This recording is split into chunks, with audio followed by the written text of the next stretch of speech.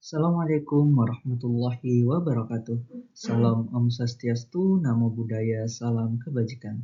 Perkenalkan, saya Afif Muslim Musyafa dengan NIM L0212411108 dari Prodi Manajemen Sumber Daya Perairan Universitas Hasanuddin.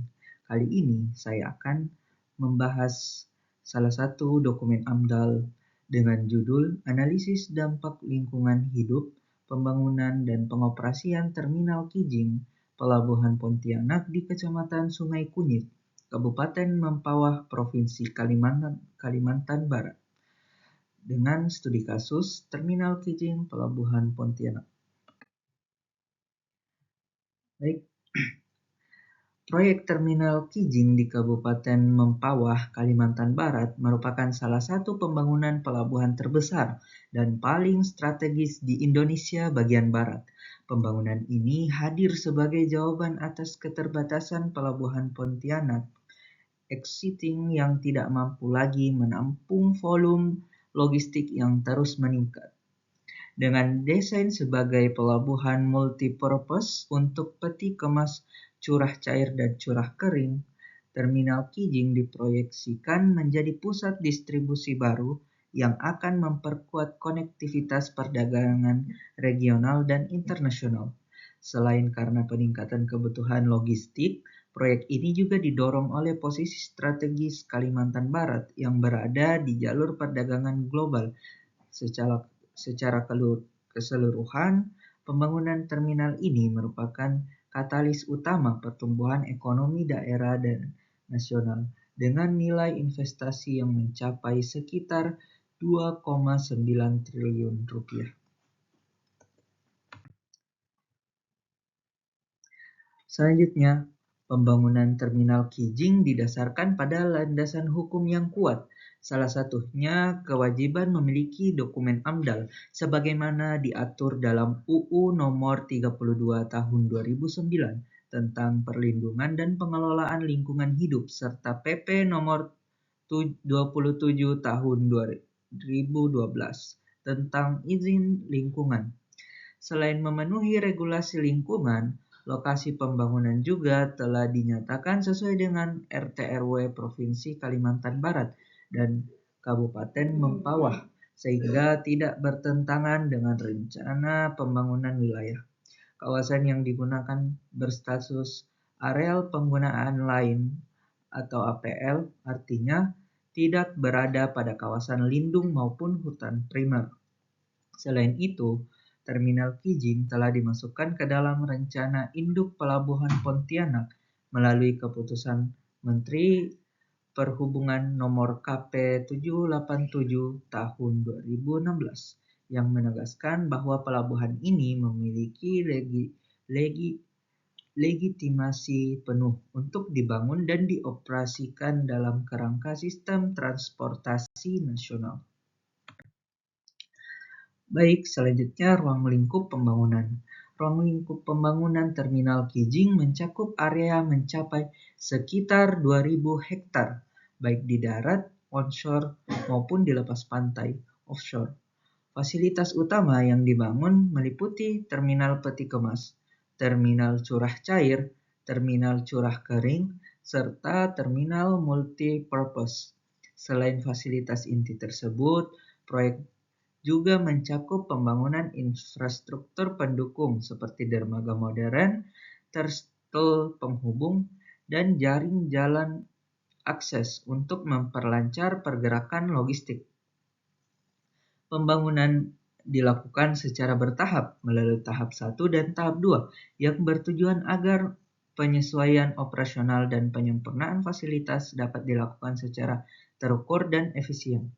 Ruang lingkup yang luas dan terintegrasi ini menunjukkan skala dan ambisi besar dari proyek Terminal Kijing sebagai pelabuhan masa depan Kalimantan Barat.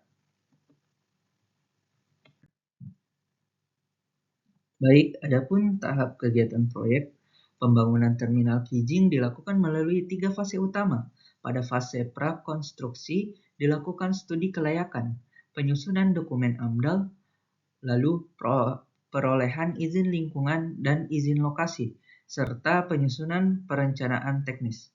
Selanjutnya, pada fase konstruksi dilakukan pengerukan alur pelayaran, pengerukan area pelabuhan, dan pembangunan struktur pelabuhan seperti dermaga, trestle, dan fasilitas pendukung lainnya.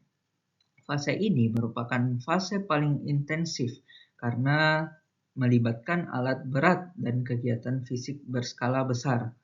Setelah seluruh infrastruktur siap digunakan, proyek memasuki fase operasional, yaitu tahap di mana kegiatan bongkar muat kapal, pengelolaan logistik, dan pengelolaan limbah pelabuhan dilakukan secara rutin.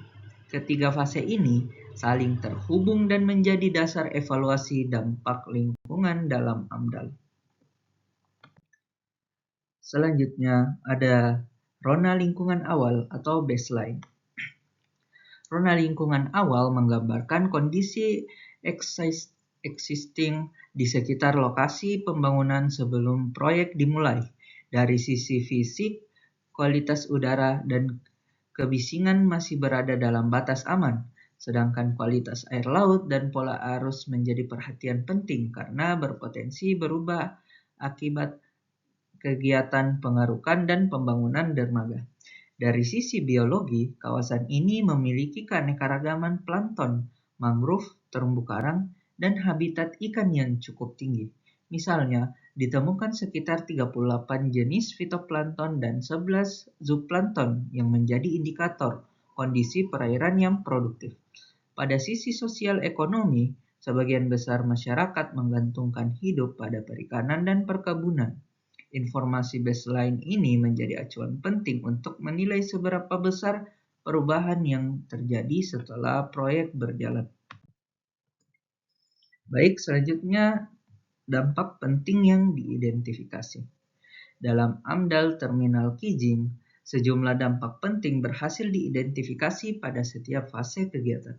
Pada fase prakonstruksi, dampak utama berkaitan dengan aspek sosial ekonomi, terutama dari proses pembebasan lahan yang dapat menimbulkan konflik, perubahan mata pencaharian, dan perubahan persepsi masyarakat. Pada fase konstruksi, dampak signifikan muncul dari aktivitas fisik, seperti pengerukan yang menyebabkan kerusakan habitat, peningkatan polusi udara dan air, serta gangguan mobilitas masyarakat. Sedangkan pada fase operasi, pelabuhan dapat menimbulkan kebisingan, emisi gas buang, peningkatan partikular seperti TSS, serta dampak sosial ekonomi yang terus berlangsung. Mengidentifikasi dampak secara menyeluruh membantu memastikan langkah mitigasi dapat direncanakan secara tepat. Selanjutnya, dampak bioekologi perairan paling menonjol. Dampak bioekologi paling kritis pada pembangunan Terminal Kijing adalah peningkatan kekeruhan air laut atau TSS, yang dapat menghambat penetrasi cahaya dan mengganggu proses fotosintesis fitoplankton. Kondisi ini berpotensi memengaruhi struktur rantai makanan di perairan. Selain itu, perubahan pola arus dan sedimentasi akibat pengerukan dan pembangunan struktur pelabuhan dapat mengubah habitat ikan dan mengganggu daerah pemijahan maupun penangkapan ikan tradisional. Ekosistem mangrove dan lamun juga rentan terganggu akibat perubahan salinitas dan sedimentasi yang berlebihan. Secara keseluruhan, dampak bioekologi ini memerlukan perhatian serius karena memiliki implikasi jangka panjang terhadap keseimbangan ekosistem perairan. Baik, selanjutnya arahan RKL-RPL. RKL-RPL berfungsi sebagai pedoman utama untuk mengelola dan memantau dampak lingkungan selama pembangunan dan pengoperasian pelabuhan. Pada RKL, fokus utama adalah mitigasi dampak seperti mengendalikan kekeruhan melalui pemasangan silt curtain, menjaga kualitas air, dan mengatur aktivitas konstruksi agar tidak merusak habitat sensitif. RPL berfungsi mengevaluasi efektivitas pengelolaan melalui pemantauan rutin, kualitas air laut, kondisi ekosistem, serta respon masyarakat. Selain mitigasi ekologis, terdapat pula program rehabilitasi sosial bagi masyarakat terdampak agar dapat beradaptasi dengan perubahan yang terjadi. RKL-RPL menjadi bagian yang sangat krusial karena menentukan keberlanjutan operasional pelabuhan sekaligus menjaga keberlangsungan ekosistem pesisir. Baik, selanjutnya kesimpulan kelayakan lingkungan. Pada akhirnya, pembangunan terminal Kijing dinyatakan layak lingkungan selama seluruh syarat pengelolaan dan pemantauan dalam RKL-RPL dijalankan dengan baik. Dokumen ini juga menjadi dasar untuk memperoleh persetujuan lingkungan yang kini diatur melalui PP nomor 22 tahun 2021. Implementasi RKL-RPL secara konsisten akan memastikan bahwa kegiatan operasional pelabuhan dapat berjalan tanpa menimbulkan kerusakan lingkungan yang signifikan, serta memberikan manfaat sosial ekonomi bagi masyarakat sekitar. Dengan kata lain, proyek ini memungkinkan berlangsungnya pembangunan yang tetap menjaga prinsip keberlanjutan lingkungan. Mungkin itu saja yang dapat saya sampaikan. Jika teman-teman memiliki pertanyaan, silakan ditanyakan di kolom komentar. Sekian dari saya. Assalamualaikum warahmatullahi wabarakatuh.